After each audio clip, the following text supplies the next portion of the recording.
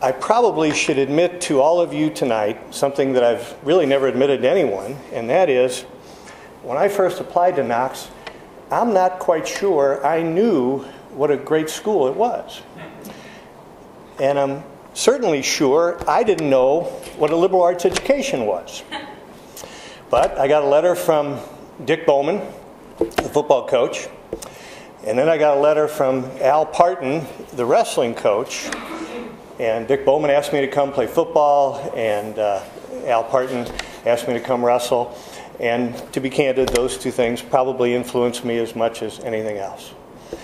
But had I not come to Knox, I probably would have never heard of, and certainly would never have listened to, Dvorak's New World Symphony or Appalachian Spring by Aaron Copland. Did I get those right, Gross? Had I not come to Knox, I would not have studied the complex plant and animal ecosystem at Green Oaks and at every other prairie and meadow in this North America area. And I certainly would not have had the privilege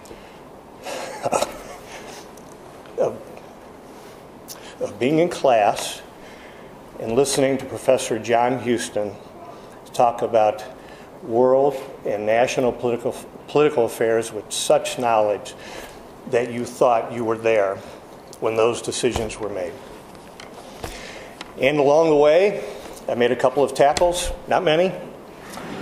Won a couple of wrestling matches, not many.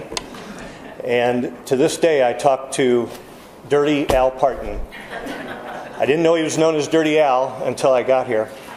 But to this day, I talk to Dirty Al every couple months and see how he's doing. He's 92 years old.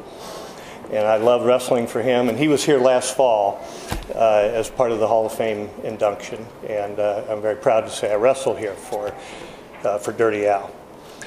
And along the way, I made some very special friends who are friends to this day, Bill and Joyce Allison and John McMillan. So I set foot on this campus, and I remember all these great times. And I will always be grateful for the education I got here at Knox, and I will always be proud to say that I was a Knox graduate.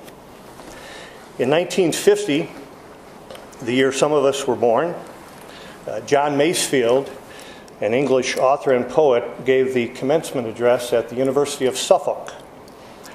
And here are a few things that he said on that day. There are few earthly things more splendid than a university. Think of the beauty of those words. There are few earthly things more splendid than a university.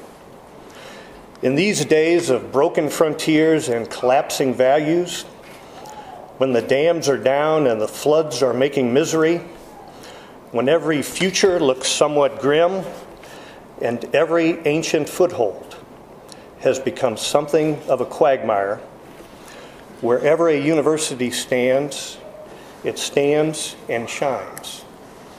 And when I come back to Knox, I think of these words, but I change them in my mind. And to me, and I don't think Mr. Masefield would object, to me these words say, there are few earthly things than a college like Knox, the place we call Old Siwash. And when you leave here tonight, I'd ask you to pause for a moment and look at Old Main and reflect about what Knox means to you. And I think you'll agree with me that this college stands and it shines. Thank you very much.